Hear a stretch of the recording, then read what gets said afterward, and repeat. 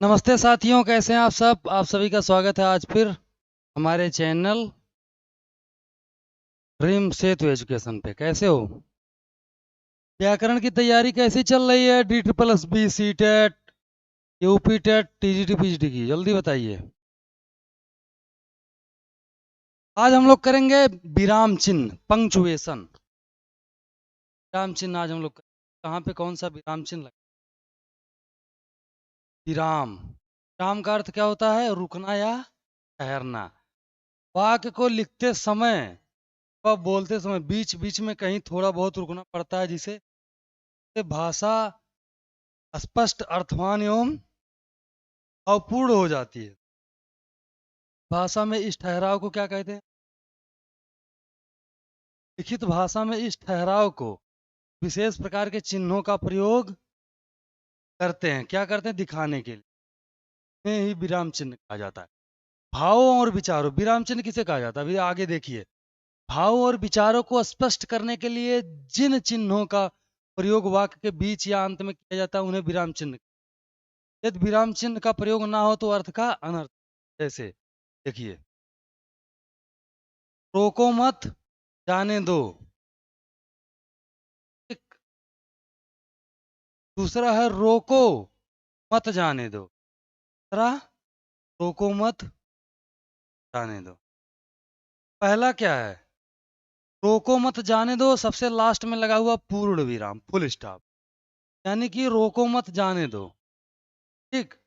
दूसरा है रोको, रोके के बाद कामा लग गया, मत जाने। जैसे मान लो कोई जा रहा, मैंने और किसी बंदे से मैंने कहा कि रोको, उसे रोको, पॉज लिया थोड़ा, 2 सेकंड 3 सेकंड, उसे रोको मत जाने दो। इसको यहां मतलब है कि नहीं जाने देना है, नहीं जाने देना है। यहाँ पे रोको मत जाने दो मतलब जाने दो। तीसरा है रोको मत जाने दो, यहाँ की रोको मत। तीसरा रोको मत के बाद काम आलो, रोको मत मतलब कोई जा रहा है और कोई दूसरा आदमी उसको रोक रहा, तो मैंने क्या कहा कि रोको मत, जाने दो। रोको मत, जाने दो। यहाँ पे क्या करना है? जाने देना है, जाने देना है।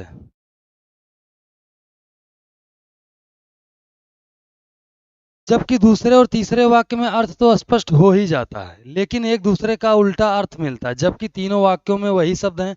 दूसरे वाक्य में रोके के बाद अल्पविराम लगाने से रोकने के लिए कहा गया है, जबकि तीसरे वाक्य में रोको मत के बाद रोकने के लिए अल्पविराम लगाने से मतलब है कि रोको मत, ना रोकने से है। ठीक। इसलिए विराम चिन्ह के विषय में पूरा ज्ञान होना आवश्यक है। हिंदी में प्रचलित प्रमुख विचार चिन्ह इस प्रकार है। प्रमुख विराम चिन्ह इस प्रकार हैं, देखिए। पहला, पूर्ण विराम या विराम। पूर्ण विराम, पूर्ण विराम या विराम, इसमें एक डंडी पाई हम लगा देते, खड़ी पाई।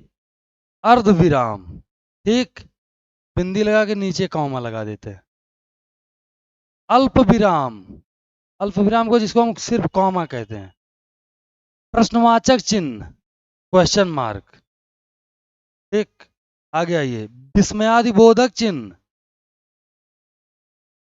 आधी छोटी, जितना बड़ा पूर्ण विराम है, पूर्ण विराम का आधा आई खींचते हैं, खड़ी डंडी और नीचे बिंदी लगा देते हैं।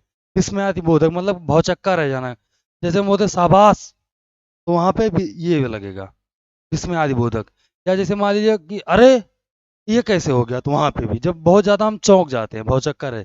उद्धरण चिन्ह, इन्वर्टेड कामा, इसको इन्वर्टेड कामा कहा जाता है। जो कोई हम कथन लिखते हैं किसी राइटर का या कुछ जो इंपॉर्टेंट रहता है, तो उसको ऊपर से ऐसे ऐसे कर देते हैं ना। जैसे मान लीजिए ये कोई कथन है, ऊपर से ऐसे ऐसे कर, समझ में आया? योजक, योजक चिन्ह यानी जो बीच में डैश लगता है। जैसे मान लिया हमने लिखा रात डैश दिन, ऐसे लिखा जाता है ना, मतलब दोनों एक साथ जुड़े हुए हैं, रात और दिन। निर्देशक यानी डैश, निर्देशक डैश। जैसे मान लीजिए कि हमने लिखा कि विराम चिन्ह, जैसे हमने लिखा विराम चिन्ह, ठीक, इसके आगे हम डैश दे देते हैं। अब इसके बारे में नीचे सब कुछ बताएंगे। तो उसको क्या कहा जाता है? निर्देशक कहा जाता है। उसको क्या कहा जाता है दोस्तों? निर्देशक। कोष्ठक, ये वाला हो गया। ठीक, चलिए आगे ऊपर आइए। हंस पद, हंस पद त्रुटिबोधक, हंस पद, हंस पद त्रुटिबोधक। तो हम ऐसे लगा, जैसे मान लीजिए हमको कुछ लिखना है। जैसे मान लीजिए हमने लिखा राम ने खाना खाया, राम ने खाना खाया, लेकिन मैंने लिखा क्या है? राम खाना खाया। मैं ने लिखना भूल गया यहाँ पे। क्या लिखना भूल गया? ने। तो जब ने लिखना है तो इसको ऐसे लिख देते हैं ना, ऐसे करके ने ऊपर लिख देते, मतलब ये इस जगह पे है। इसको हंस पद कहा जाता है। हंस का पैर है, इसी की तरीके से होता है। ठीक है। रेखांकन, ये वाला होता है, नीचे जो चलता है। लाघव चिन्ह, जो जैसे मान लीजिए लाघव चिन्ह का मतलब ये है, हमने लिखा डॉक्टर, ठीक, लेकिन डॉक्टर हमने ना लिख करके सीधे ऐसे लिख दिया, ये लाघव चिन्ह है। डॉक्टर चंद्र प्रकाश मिश्रा कोई है तो हमने क्या लिखते हैं? Doctor CP Mishra, doctor CP Mishra, ऐसे ही लिखते हैं ना। चलिए, लोभ चिन्ह, ये है। जब हम कहीं पिन कोड डालते हैं या एटीएम से पैसे निकालते हैं, जब अपना पिन नंबर हम डालते हैं कोई एक्स वाई जेड, जैसे मान लीजिए हमारा पिन है ABCD, 4 अंकों का होता है ना, ABCD। जैसे हमने ABCD डाला, तुरंत ये बिंदी बिंदी बन जाता है ऐसे, मतलब इसका लोप हो जाता है। लोप मतलब छिप जाना। तो ये लोप सूचकांक है, ये लोप चिन्ह इसको कहा जाता है। समझ में आया? किसी को कोई डाउट नहीं होना चाहिए। ठीक, चलिए आगे आइए। फुल स्टॉप, बिंदी को छोड़कर शेष विराम चिन्ह वही लिखे लिए गए हैं जो अंग्रेजी में प्रचलित। कहने का मतलब है कि अंग्रेजी में पूर्ण विराम के लिए, अंग्रेजी में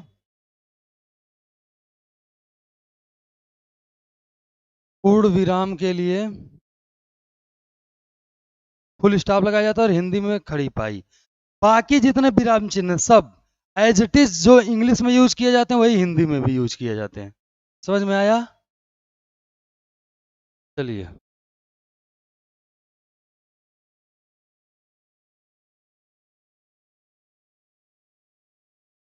देखिए विराम चिन्ह का प्रयोग हम लोग देखते हैं। इस विराम चिन्ह का प्रयोग यानी किसका? फुल स्टॉप का प्रयोग प्रश्नवाचक विस्मयादिबोधक वाक्यों को छोड़कर अन्य सभी के वाक्यों के अंत में किया जाता है। जैसे राम स्कूल से आ रहा है, वह उसकी सौंदर्यता पर मुक्त हो गया, वह छत से गिर गया, ये हर जगह फुल स्टॉप आपका लगेगा। दोहा, श्लोक, चौपाई आदि में की पहली पंक्ति के अंत में एक पूर्ण विराम तथा दूसरी पंक्ति के अंत में 2 पूर्ण विराम लगाए जाते हैं।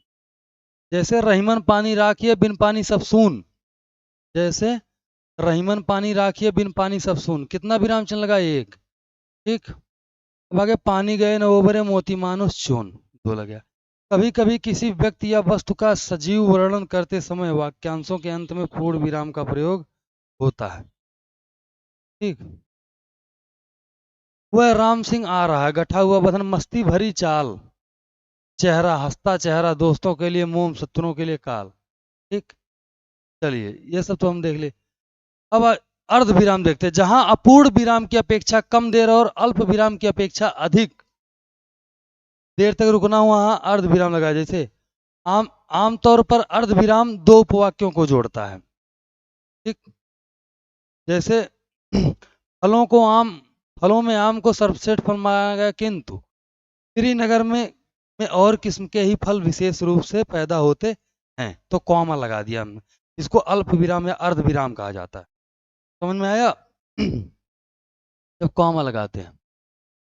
ठीक, आगे आइए, यही है कॉमा। आगे आइए।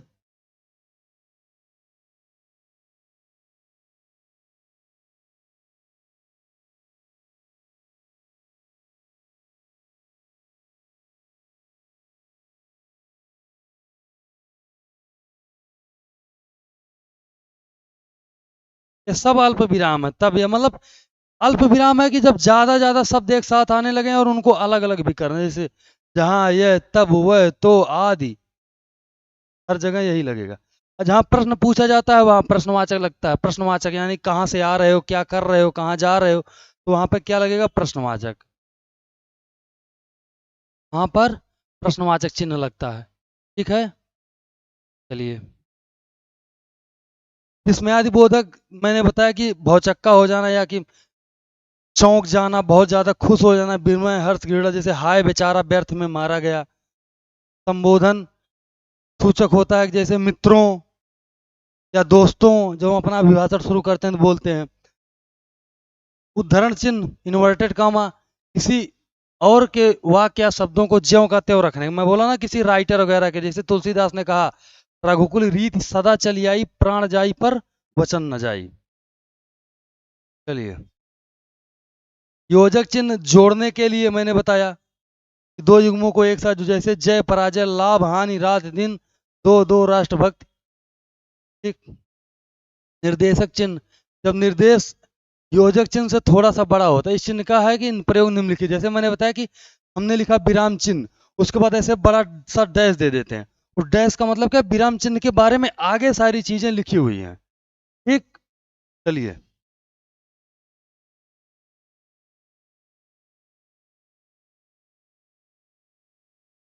हंस पद, वो मैंने त्रुटि बोधक का मैंने बताया कि जब कोई बीच में छूट जाता है तो ऊपर हंस पद बना करके लिखा जाता है। ठीक हो गया। चलिए, आज की क्लास यहीं तक। आप लोगों को एक शेर सुना रहा हूं बढ़िया, कि टूटेंगी तलवारें टकरा कर तुमसे, टूटेंगी तलवारें टकरा कर तुमसे, हो जाएंगे दुश्मन के तरकस खाली, और हर मैदान जंग में तुम बेखौफ लड़ो, वक्त से पहले मौत नहीं आने वाली। Thank you so much. Next class में हम मिलते हैं।